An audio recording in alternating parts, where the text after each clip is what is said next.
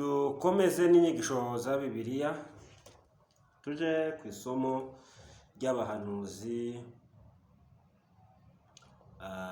bitwa ko ari bato.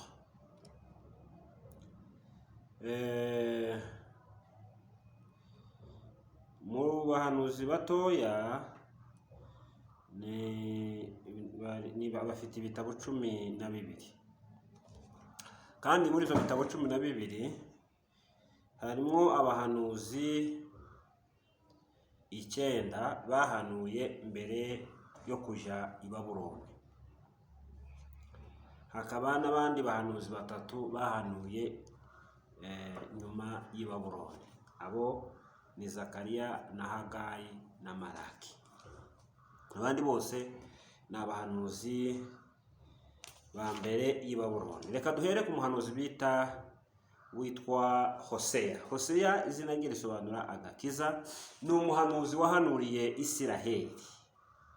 Afite ibice 14 ndetse kigabuyemo ibice 2. Igice cya mbere kugeza ku cya gatatu ni physical marriage of Hosea to Gomer. Ni mariage igaragara ya hagati ya Hosea na Gomer. Igice cya 4 kugeza ku 14 ni mariage y'uburyo bw'umwuka bw'Imana na Isiraheli. Hosea duhere ku gice cya mbere. Hosea ni umugabo w'umwizerwa washatse umugore w'umusambanyi bita Gomer. Abana bakomoka kuri Gomer bakaba ari abana bava mu ndaya, akaba ari ibimenyetso z'urubanza Imana izacira Isiraheli. Rero muri kino gice cya mbere ikigaragara harimo mariage, gutandukana no kongera kandi gusubirana. Mariage, gutandukana no kongera gusubirana. Mu gice cya kabiri, Imana ni umugabo w'umwizerwa, Isiraheli ikaba igereranywa n'ubwoko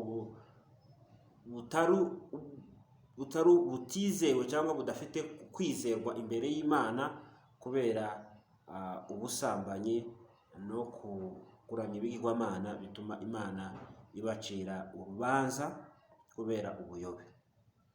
Rero abanyesirayeli bakoze ubusambanyi bw'uburyo bw'umwuka, bica isezerano, bakora ibyaha, ariko Imana yongera kandi kubigarurira.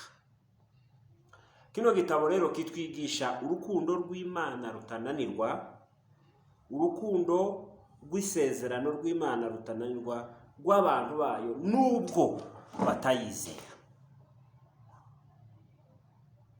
Rero Hoseya ni umuhanuzi uhanuriye Isiraheli ababwira ukuntu babaye infidelity cyangwa se unfaithfulness to God's covenant. Ni abantu babaye abatizerwa kuri ku isezerano ry'Imana. Reka tuvuge mu ncamake kino gitabo cya Hoseya. Hoseya ni umuhanuzi wa nyuma wahanuriye Isiraheli mbere yuko Isiraheli irimburwa n'Abasiriya muri 722 mbere ya Kristo.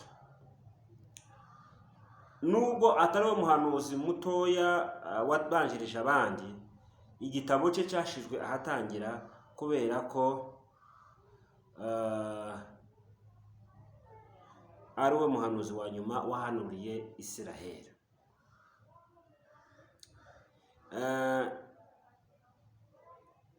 Icyo yahanuye kibanze cyangwa se insanganyamatsiko, yahanuye ukuntu Isiraheli yishe isezerano ryabo n'Imana, bituma bajanwa iminyago. Insanganyamatsiko shingiro tubona muri kino gitabo ni ubwizerwa bw'Imana no kutizerwa kw'abanyesiraheli mu isezerano. Nibyo binagaragara muri bino bitabo byose bindi, ibitabo by'abahanuzi bato. Kuko twababwiye ku gice cya kabiri, ku gice cya mbere kugeza ku gice cya gatatu harimo mariage cyangwa se gushakana hagati ya Hoseya na Gomeri. Imana yategetse umuhanuzi Hoseya iramubwira ngo ashake umugore w'indaya. Aramubwira ngo ushake uwo mugore w'indaya, umugore Imana yari izi kuko azaba umugore utari umwizerwa w'umusambanyi. Bibiri tubwira ko Hoseya yumviye Imana ashaka Gomeri, nyuma agaragara kuko ari indaya, amubyarira abana be batatu bagaragaza urubanza rw'Imana kuri Israheli. Iyi mariage ya Hoseya kuri Gomeri yakoreshejwe nk'isomo ryigisha abanyesiraheli impamvu Imana izabaciraho urubanza ikabatanga mu maboko y'Abasiriya.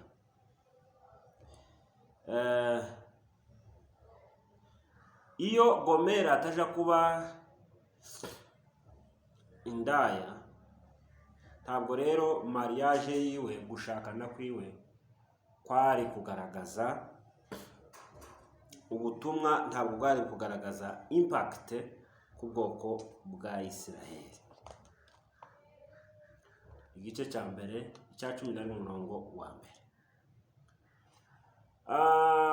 Uyu mugore yataye umugabo arigendera, ariko dusanga kandi harabayeho kongera kwiyunga muri mariage, igihe Imana yabwiye Hoseya ngo genda wongere kandi ugarure umugore wawe w'indaya, umugarure, kuko yari amaze kunyuzwa muri discipline.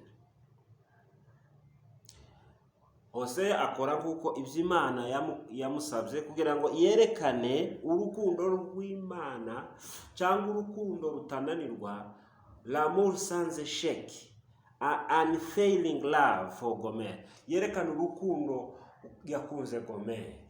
Ubwo rukundo rero rwabaga ari urukundo Imana ishaka kwereka abanyesiraheli, nubwo muri babi, nubwo mutari beza, nubwo mudakwiriye, still ndabakunda.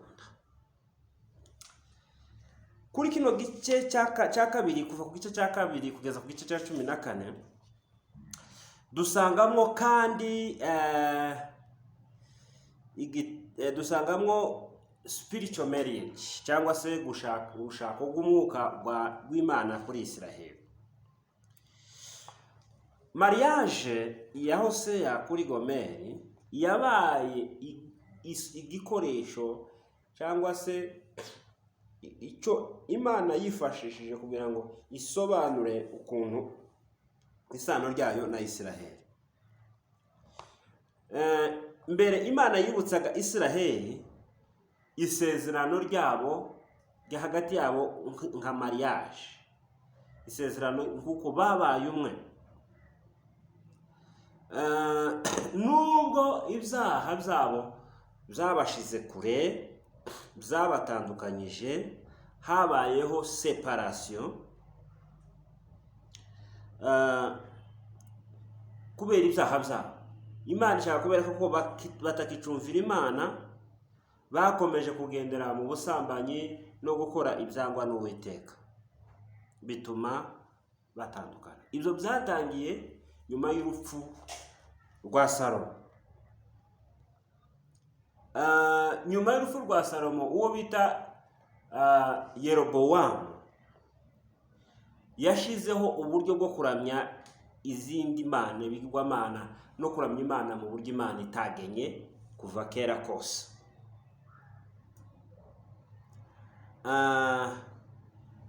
Icyo kiba igikomere, kiba ikintu kibi kitigeze cyongera kandi kungwa.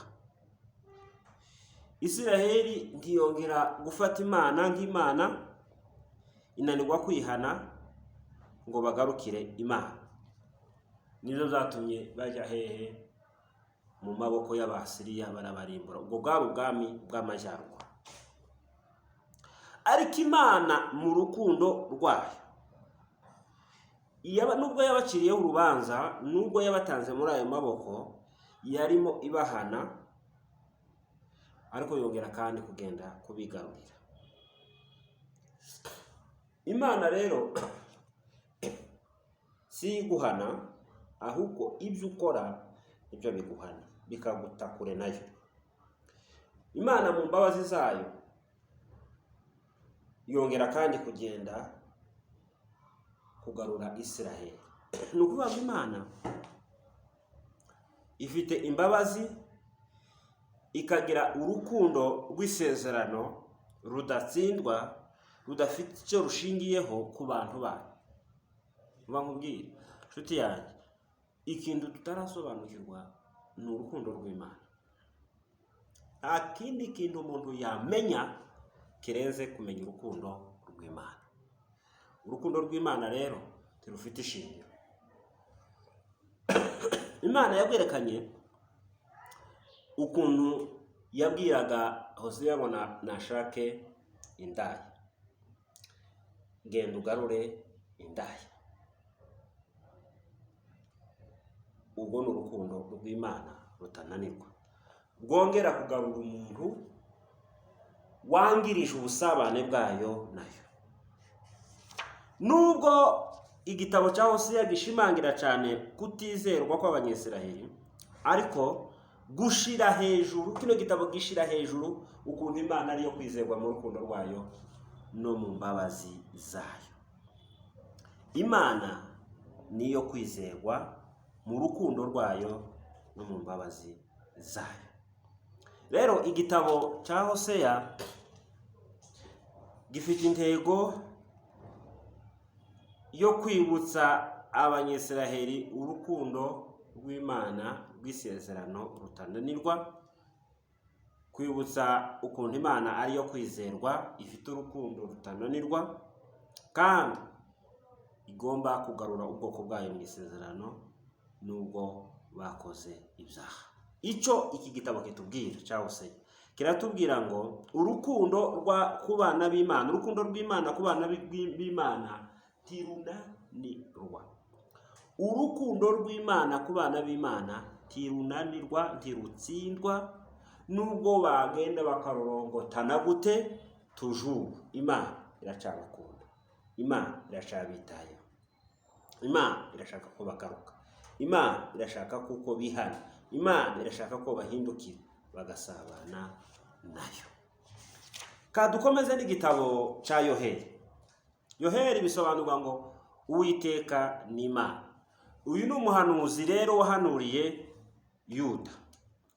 Iyo tuvuze Isiraheli na Yuda, tuba tuvuze nyuma ya Salomo ubwami bwacitseho, haba ubwami bw'amajyaruguru n'ubwami bw'amajyepfo.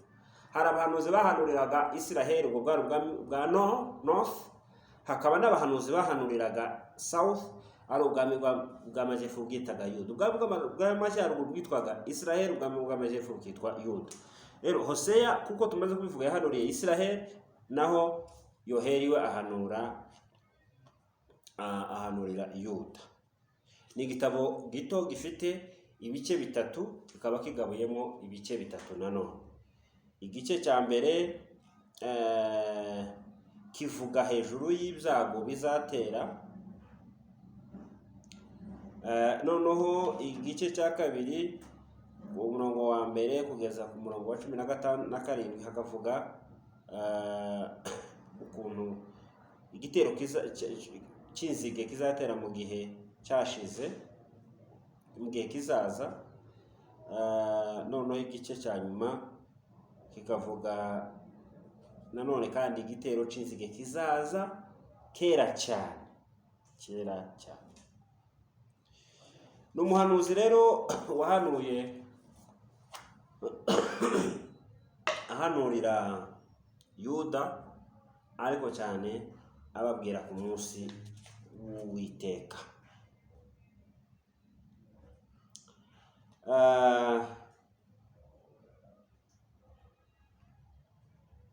ni umuhanuzi wavuze kuko urubanza ruzabanziriza imigisha. Mbese imigisha izaza nyuma y'urubanza rw'umunsi w'Uwiteka. Reka tuvuge mu ncamake kino gitabo mu minota mike. Umuhanuzi Yoheli ni umuhanuzi wahanuriye i Buyuda. Yahanuye imyaka 250 mbere y'uko ab'i Buyuda bajanwe iminyago cyangwa basenywa n'i Babuloni muri 586 mbere ya Yesu kuvuka. Ni umuhanuzi wahanuye hejuru y'umunsi w'Uwiteka. Iri jambo umunsi w'Uwiteka werekanaga urubanza mu buryo butanu, ndetse ukerekana kandi n'umunsi w'imigisha. Urubanza rwa mbere rw'umunsi w'Uwiteka cyangwa umunsi w'Uwiteka rwari urubanza ku Isiraheli, ubwami bw'amajyaruguru, umunsi Imana izaciraho urubanza amajyaruguru. Uwo munsi nawe ni umunsi w'Uwiteka muri 722.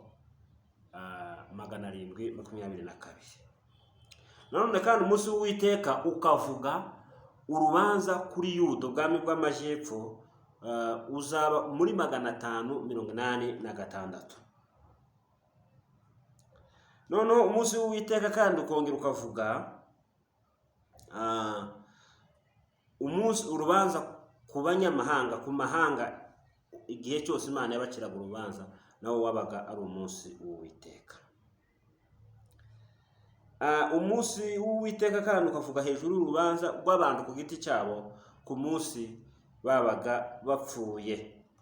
Umunsi w'Uwiteka kandi ukavuga hejuru y'umujinya uzasukwa ku cyaha mu gihe cy'imyaka 7 yo gutotezwa bizabanziriza kugaruka kwa Yesu. Umunsi w'Uwiteka kandi ukavuga imigisha y'uburumbuke izakurikira kubabazwa cyangwa se urubanza rw'ibyaha ku bantu bazaba bihanye. Rero iyo bavuze umunsi w'Uwiteka, n'ibyo bintu ko ari 6 biba bivuzwe. Umunsi w'Uwiteka ushobora kuba umunsi uwo ari wo wose Imana ije kugira ngo ibaze abantu ibyo bakoze, haba abantu ku giti cyabo, haba ubwoko, ibabaze. Ni ukuvuga ngo umunsi w'Uwiteka ufite ibice bibiri. Igice cya mbere ni any day, ushobora kuba umunsi uwo ari wo wose, umunsi uwo ari wo wose Imana, urubanza rw'Imana rwagera ku bantu, cyangwa urubanza rw'ibyaha abantu bakoze rwabageraho. Uwo ni wo munsi. Kabiri, ushobora kuba umunsi uwo ari wo wose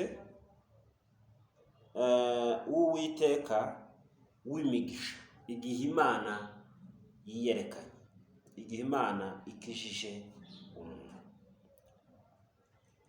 abantu bihanye, abantu bagarukiye Imana nyuma y'urubanza.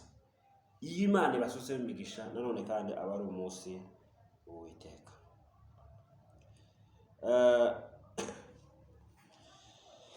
Tuvuge bino bice ko ari bitatu. Ku gice cya mbere kuko twabivuze, ni ubisanga ku gice cya mbere umurongo wa mbere kugeza ukirangije, kitwereka ukuntu inzige zoherejwe zangiriza Isiraheli, inzige z'uburyo bugaragara kubera ibyaha byabo.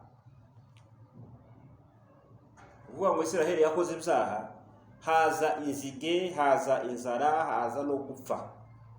Mu gice cya mbere nicyo hatubwira. Igice cya kabiri havuga hejuru y'inzige, igitero cy'inzige. icyo yavugaga hejuru y'umunsi w'Uwiteka igihe umujinya w'Imana uzasukwa ku cyaha, abantu bagasenywa, abantu bakababazwa.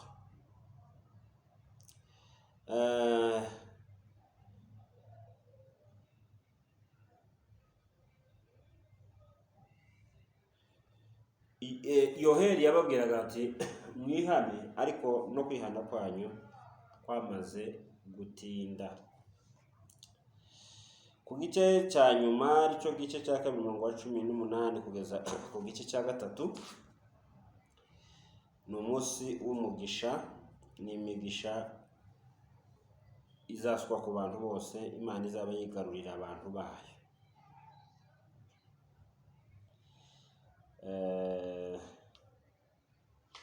Harimo n'umugisha wo kuza k'Umwuka Wera. Intego ya kino gitabo, Yoheri yakoresheje icyago cy'inzige kizatera abantu ababurira, ababwira hejuru y'urubanza ruzaza ku munsi w'Uwiteka.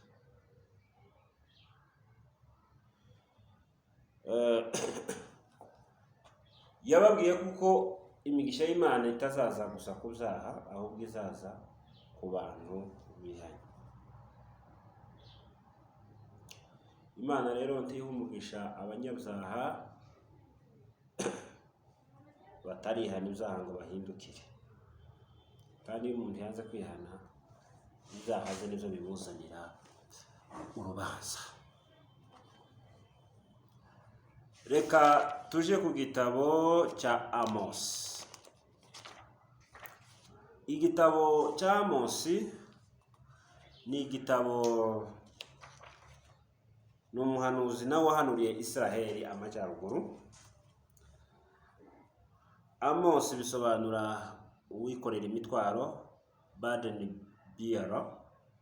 Ni igitabo gifite ibice 9, kikaba kigabuyemo ibice 4. Ibice 4, igice cya mbere n'icya kabiri kirimo imbwirwaruhame, oracles 8 hejuru y'ibyaha n'urubanza ku yandi moko ndetse na Yuda na Israheli. Igice cya 3 kugeza ku gice cya 6 harimo ibibwiriza 3 bibwira abantu hejuru yo kumva ijambo ry'Imana, no kubasobanurira ko bagomba gukora ibyiza bakareka ibibi, kuko bibagiwe Uwiteka bashakisha ubutunzi bugaragara. Noneho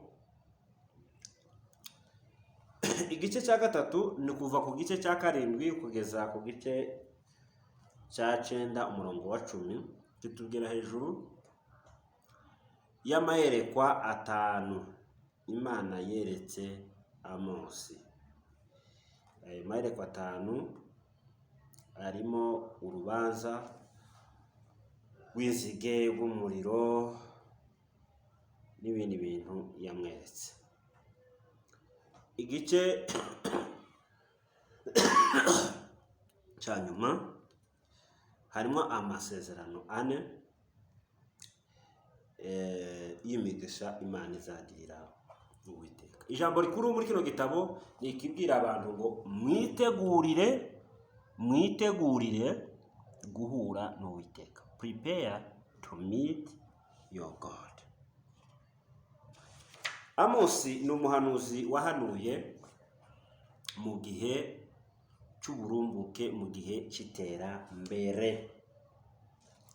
Reka tuvuge mu ncamake kino gitabo.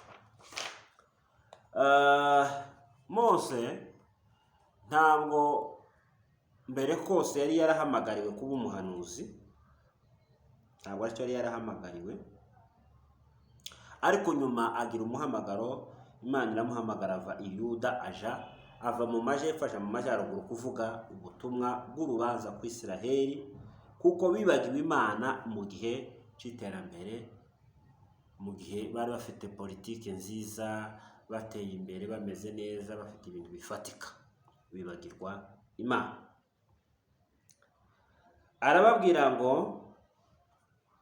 ole wenu, ishyano kuri mwe, mwebwe mwishize hejuru, mumeze neza muri Siyoni. Ku gice cya 6 umurongo wa 1.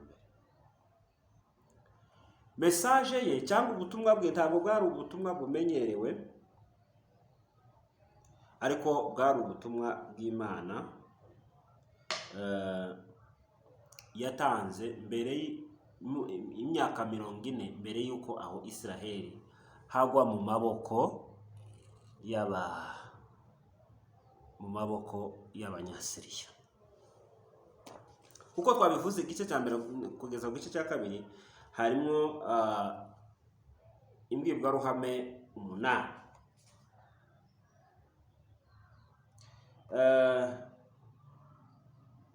Mbere Amosi yatangaje urubanza ku moko 6 yarazengurutse, cyangwa se bari abaturanyi ba Israheli. Abantu bakoreraga Israheli nabi, abantu bakobaga Israheli bababwira ati Imana yarabataye. Nibyo yahereyeho. Nyuma akurikizaho Yuda, kubera ko ababwira kuko nabo bananiwe kumvira Imana. Nyuma arangiza abwira Israheli ko nabo bayobye ndetse baja mu kuyiramya ibigirwamana. Yarababwira ngo bakoze ibyaha 3 cyangwa 4, bivuga ngo bakoze ibyaha bitarondoreka. Aho ibyo byose tuvuze, izo za message z'urubanza wasanga ku gice cya 2 cya mbere n'igice cya 2. Ku gice cya 3 kugeza ku gice cya 6 kuko twabivuze, harimo ibibwiriza 3. Nono asobanura urubanza nyirizina, judgment explained, urubanza ruba explique. Israheli bwa mbere niyo yahereyeho, yabahaye ibibwiriza 3. Buri kibwiriza cyatangiraga n'ijambo ngo umva iri jambo. Ibyo bashinjwaga Abanyasiraheli, Imana yabashinjaga ukuntu abantu babaga mu myanya y'ibyubahiro bayikoreshaga nabi, abusing their position of privilege. Niko bimeze. Israheli Imana yarayizamuye, ariko aho bashizwe ntibahakoresha neza. Icya kabiri, yababwiye ko bananiwe kubaho bakurikije inshingano Imana yabahaye. Bananiwe kubaho bakurikije inshingano Imana yabahaye. Icya gatatu, bari bafite kuramya Imana kutimbitse, kutafite ireme, cyangwa se kuabudu kwa ubatiri, vain worship. Ni ukuvuga ngo baramyaga ibintu bidasobanutse, bakora imigenzo gusa y'idini, ntibamenye ibyo Imana ibasaba. Ikindi, bari bafite imanza zibera zidafite ubutabera, zo kubera gusa no gukiranirwa. Ikindi, bari bafite ubwirasi no kwishira hejuru. Ikindi, bari bafite ubusambo no gukunda ibintu bifatika. Icyanyuma, bangaga discipline y'Imana, guhanwa kuva ku Mana. Abantu rero bari bafite ubumenyi, ariko bakabura icyo bita obedience. bari bafite knowledge without obedience, bari bafite ubumenyi bw'Imana ibwo bari bafite, ariko kumvira niko kwari kwarabananiye ngo bakore ibikwiriye. Amos rero abagira inama yo kubabwira ngo mushake Uwiteka, mushake Imana, mukore ibyiza, nibwo muzabaho. Mushake Uwiteka, mushake Imana, mukore ibyiza, mwihane, mushake Imana, mukore ibyiza, nibwo muzabaho. Inshuro zine mu gice cya kane yarababwiye ngo narababwiye ntimwangarukira, narababwiye ntimwongera kungarukira, mwitegure muhure n'Uwiteka. Igice cya nyuma kirimo igice cya gatatu kirimo amayerekwa y'urubanza kuko twababwiye agera kuri 5. Igice cya nyuma kikaba kirimo amasezerano agera kuri 4. Message ya kino gitabo ni message ivuga ati iburira Isiraheli kubw'urubanza rwabo mu gihe cy'iterambere n'ic'uburumbuke, ibabwira ngo nimutihana kubera ko mwibagiwe Uwiteka mugakora imigenzo gusa y'idini, Imana nayo mukareka gukiranuka, ibyaha byanyu bizabazanira urubanza.